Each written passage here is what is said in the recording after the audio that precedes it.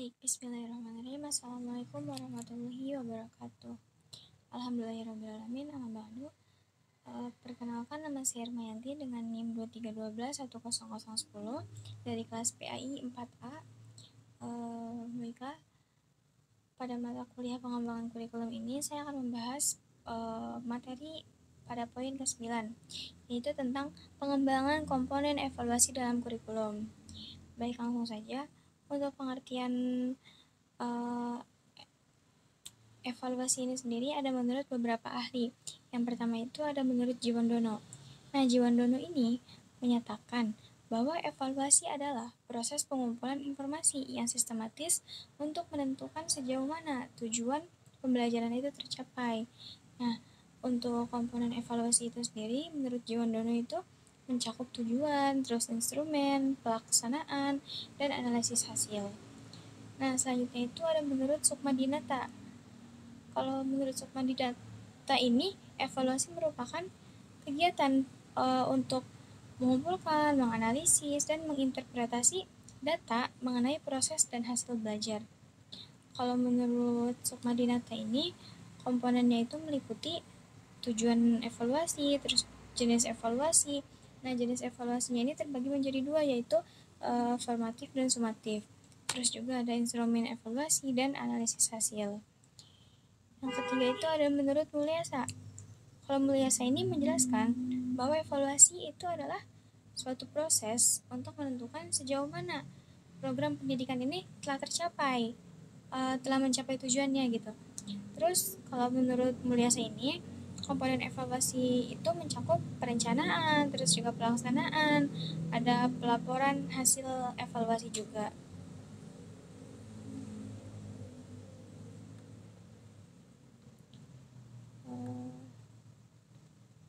Terus yang kedua itu ada perbedaan antara evaluasi, perbedaan antara pengukuran, penilaian, dan evaluasi. Yang pertama itu pengukuran. Nah, untuk definisi pengukuran ini sendiri, pengukuran adalah proses mengumpulkan data kuantitatif untuk menentukan sejauh mana suatu atribut atau karakteristik dapat dinilai. Pengukuran itu biasanya menggunakan alat instrumen yang spesifik. Untuk contohnya itu, kita sebagai guru itu menggunakan tes matematika untuk mengukur kemampuan siswa dalam menyelesaikan soal-soal hitungan. Terus hasilnya itu bisa berupa nilainya itu dari 75 atau 80 atau ke atas atau ke bawah itu per 100. Terus selanjutnya itu ada penilaian.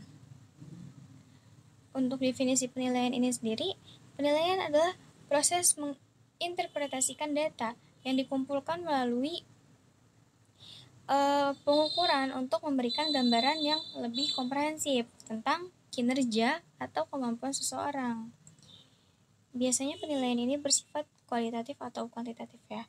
Terus contohnya ini ada menilai proyek kelompok siswa berdasarkan kriteria seperti kreativitasnya, terus kerjasamanya, dan presentasinya setelah karya ini dihasilkan. Selanjutnya itu evaluasi. Nah, untuk evaluasi ini sendiri, pengertiannya itu adalah proses yang lebih luas yang melibatkan pengumpulan dan analisis data untuk membuat keputusan yang informatif.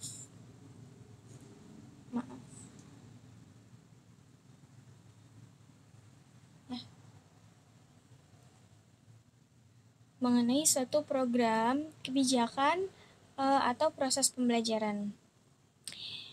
Nah, contoh dari evaluasi ini sendiri, evaluasi program pendidikan di sekolah untuk menentukan efektivitasnya dalam meningkatkan hasil belajar si siswa ini sendiri. Evaluasi ini sendiri biasa melibatkan pengukuran nilai tes, terus juga analisis umpan balik dari siswa dan guru, terus juga observasi proses belajar mengajar. Selanjutnya itu ada, sebentar,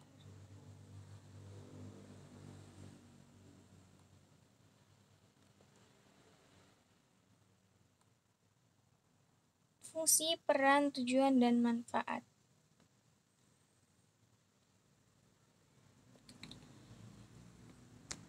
Yang pertama fungsinya dulu. Fungsi evaluasi kurikulum ini untuk apa? Jadi perbaikan kurikulum, hasil evaluasi itu digunakan untuk memperbaiki dan menyempurnakan kurikulum. Terus evaluasi ini membantu mengidentifikasi aspek-aspek kurikulum yang perlu diperbaiki. Terus selanjutnya itu ada perannya.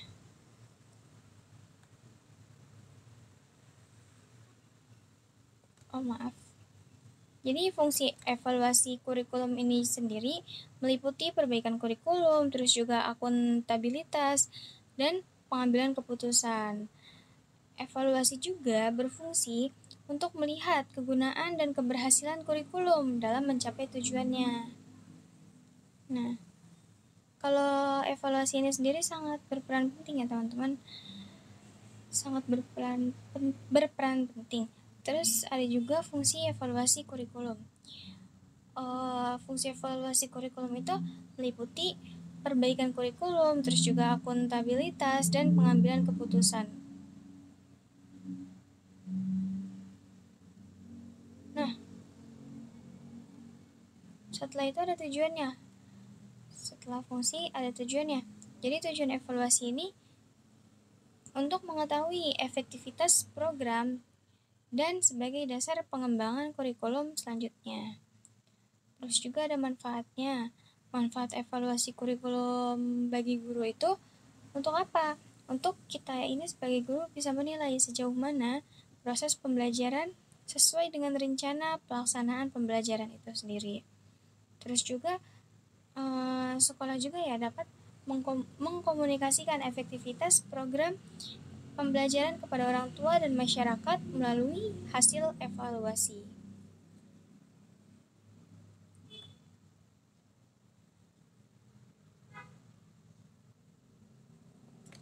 Selanjutnya itu ada jenis-jenisnya. Nah, untuk jenis-jenis evaluasi ini sendiri ada menurut beberapa ahli juga. Ada menurut Tyler, terus Cronbach, Scriven, Steck, dan Tinson.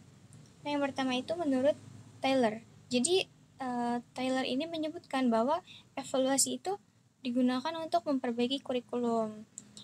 Selanjutnya itu ada Cronbach. Kalau Cronbach ini membagi evaluasi kurikulum menjadi dua, yaitu yang pertama itu untuk memberikan bantuan untuk memperbaiki kurikulum itu sendiri, dan yang kedua itu untuk memberikan penghargaan. Nah, kalau menurut Scriven, Scriven ini memformulasikan fungsi evaluasi kurikulum menjadi fungsi yang formatif dan sumatif.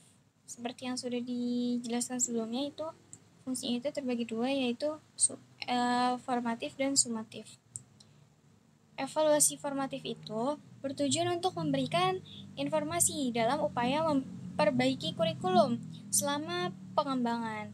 Nah, kalau yang evaluasi sumatif itu menilai keberhasilan program setelah selesai. Itu masih yang Scriven ya. Nah, Scriven juga mengembangkan model evaluasi yang lepas dari tujuan. Selanjutnya itu ada menurut Steck. Jadi kalau menurut Steck ini mengembangkan evaluasi model yang menekankan pada deskripsi dan pertimbangan dengan fokus pada konteks, terus juga ada proses dan hasil. Itu yang difokuskan oleh si Steck.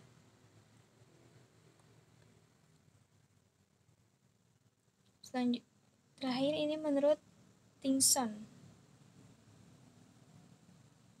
Kalau menurut Tinson ini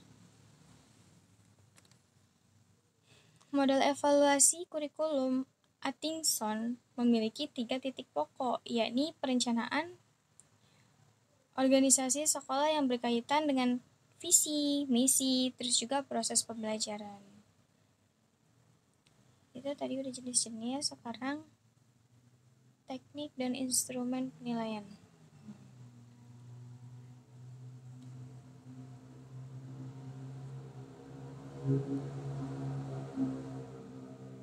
Nah, buat tekniknya sendiri itu ada 5 poin. Yang pertama itu ada penilaian formatif, terus juga ada penilaian sumatif, diagnostik, autentik, dan kinerja. Kalau yang formatif ini dilakukan selama proses belajar mengajar. Tujuannya itu untuk memberikan umpan balik kepada siswa yang diajar. Terus kalau yang sumatif itu gimana? Nah, kalau yang sumatif itu dilakukannya itu di akhir periode pembelajaran. Tujuannya untuk apa?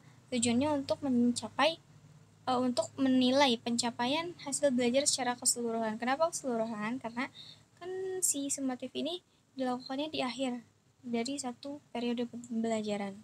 Nah, selanjutnya itu yang ketiga itu ada menurut penilaian diagnostik. Kalau penilaian diagnostik ini digunakan untuk mengidentifikasi kekuatan dan kelemahan siswa sebelum memulai pembelajaran baru. Selanjutnya itu ada penilaian autentik. Kalau yang autentik ini relevan dengan situasi dunia nyata. Contohnya itu kayak tugas-tugas yang diberikan oleh guru kepada siswa. Seperti contohnya proyek, terus juga presentasi, dan portofolio. Kan itu dilihat langsung oleh guru sebagai penilai.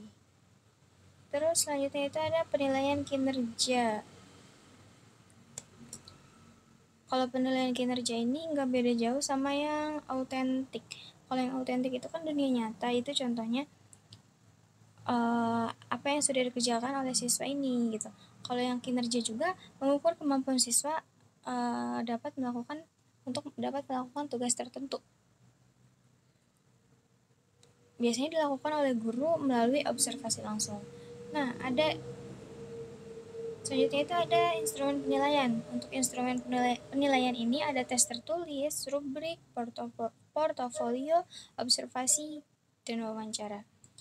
Kalau untuk tes tertulis ini kayak contohnya kayak di modul-modul atau di LKS ya, itu kan mencakup ada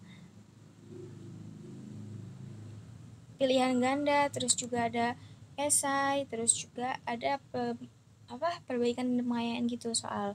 Nah, kalau observasi ini dilakukan secara langsung. Jadi si guru ini mengamati siswa ini apa aja kelemahan dan kelebihan si siswa itu sendiri. Kalau yang wawancara ini gurunya langsung yang wawancara, berkomunikasi kepada siswa itu. Nah, selanjutnya itu ada langkah-langkah dalam langkah-langkah dalam membuat evaluasi. Yang pertama itu menentukan tujuan evaluasi. Jadi kita ini harus tahu apa sih tujuan kita membuat evaluasi ini gitu. Terus yang kedua itu mengidentifikasi kriteria evaluasi. Yang ketiga itu mengumpulkan data. Kalau selanjutnya yang keempat itu menganalisis data. Nah, setelah datanya ini dikumpulkan, terus kita analisis lah si data ini. Terus yang kelima itu menarik kesimpulan. Menarik kesimpulan itu sendiri juga dari hasil kita mengumpulkan data, terus kita menganalisis data. Setelah dianalisis, bisalah kita tarik kesimpulan dari data yang telah kita dapat itu. Terus selanjutnya itu membuat rekomendasi. Yang ketujuh itu melaporkan hasil evaluasi. Kan setelah dikumpulkan datanya, terus dianalisis, terus udah ditarik kesimpulan. Nah, dari situ kita melaporkan hasil yang sudah kita kerjakan itu. Nah, yang ke-8 itu memonitor dan mengevaluasi kembali. Nah, yang terakhir ini ada poin komponen-komponen evaluasi. Komponen evaluasi ini sendiri juga, nah, evaluasi itu kan proses penting dalam berbagai konteks seperti pendidikan, terus proyek, dan program. Ini ada beberapa komponen utama evaluasi. Nih, yang pertama itu tujuan evaluasi. Nggak jauh dari yang sebelumnya itu langkah-langkah dalam membuat evaluasi. Nah, si komponen ini juga membutuhkan tujuan evaluasi. Nah, yang kedua itu kriteria evaluasi. Yang ketiga itu metode pengumpulan data. Kita nih mengumpulkan data mau pakai metode apa gitu. Terus selanjutnya itu ada sumber data. Yang kelima, menganalisis data. Yang keenam, pelaporan hasil. Dan yang ketujuh itu tindak lanjut. Seperti yang sudah saya bilang tadi, dari komponen-komponen evaluasi ini sendiri tidak jauh dari yang sebelumnya, yaitu langkah-langkah dalam membuat evaluasi. Baik, mungkin cukup sekian penjelasan dari saya. Kurang dan lebihnya mohon dimaafkan. Apabila ada salah kata atau salah perbuatan mohon dimaafkan. Akhirul kalam, wassalamualaikum warahmatullahi wabarakatuh.